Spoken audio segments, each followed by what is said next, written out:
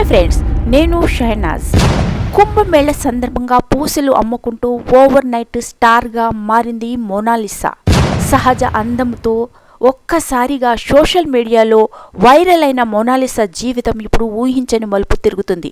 Over night సెన్సేషన్గా మారిన ఆమె సినిమాలు చేసి స్టార్ అవుతుంది అనుకున్నారు, బాలీవుడ్నే ఏలుతుంది అనుకున్నారు కొందరు. సడన్గా ప్రేమ వివాహం, లవ్ జిహాద్ ఆరోపణలు వంటి వివాదాల్లో వార్తల్లో నిలిచింది. తాజాగా ఈ వ్యవహారం మరింత తీవ్రతరమై ఫోక్సో కేసు వరకు చేరుకోవడం సంచలనంగా మారింది.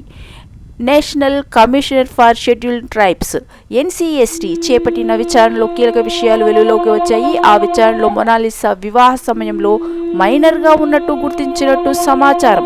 చట్టపరంగా వివాహానికి అవసరమైన వయస్సు లేకపోవడంతో ఆమెను వివాహం చేసుకున్న ఫర్మాన్ ఖాన్పై కేసు నమోదైంది. దీంతో ఈ కేసు కొత్త మలుపు తిరుగుతుంది. మోనాలిసాకి ప్రస్తుతము 16 ఏళ్లేనట. ఇంత చిన్న వయస్సులో ఆమె పెళ్లి చేసుకోవాల్సిన అవసరం ఏముంది అంటున్నారు నెటిజన్స్.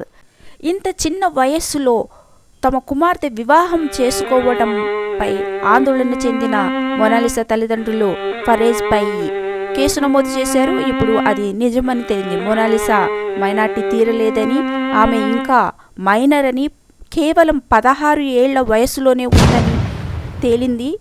ఇప్పుడు మోనాలిసా భర్తపై కేసు నమోదైంది. తాను జైలుకు వెళ్లాల్సింది.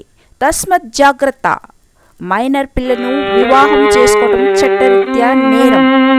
ఈ వీడియో నచ్చినట్లయితే లైక్ చేయండి, షేర్ చేయండి, సబ్స్క్రైబ్ చేసుకోండి. Thank you friends.